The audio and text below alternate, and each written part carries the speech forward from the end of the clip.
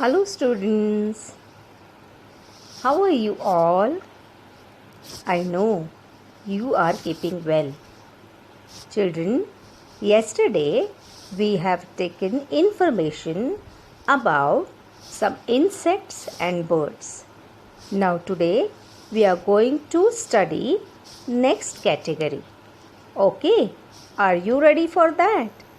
Let us take the information about next category. We are going to study this in our science lesson number 6. Like insects and birds, fish are also considered as other animals. They are aquatic animals. Fish are of different shapes and sizes. Some fish are very big. For example, whale. It is minimum 8 to 10 feet or maximum 98 feet long. Means it can be as long as that of the big ship in the sea. Some fish are very small. For example, pygmy goby. It is 1 to 1.5 centimeters long. So, this was about big and small fish. Fish has a boat-shaped body which helps it to swim. Its body is covered with scales which protects its skin. A fish body has gills, fins, eyes, mouth and a tail. Fish breathes with the help of gills. Its fins help the fish to swim. Fish lays eggs in the water and fish cannot live out of the water.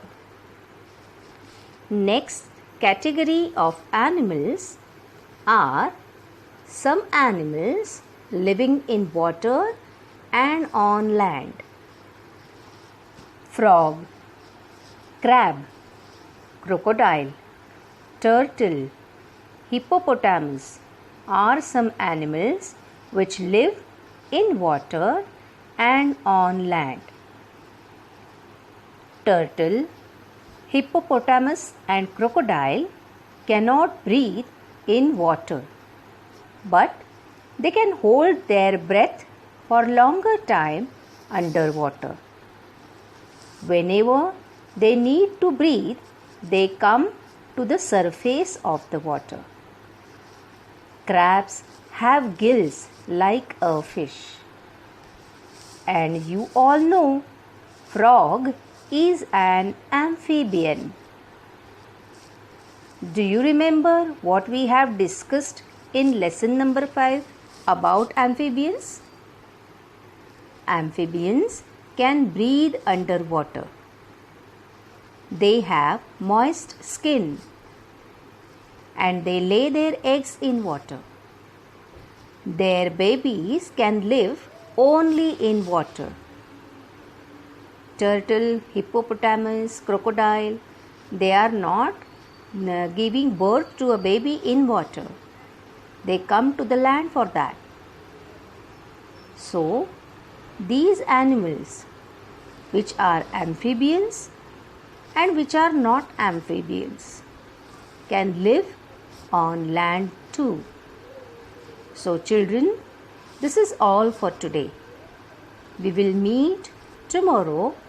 Until that time, take care, stay home, stay healthy. Goodbye.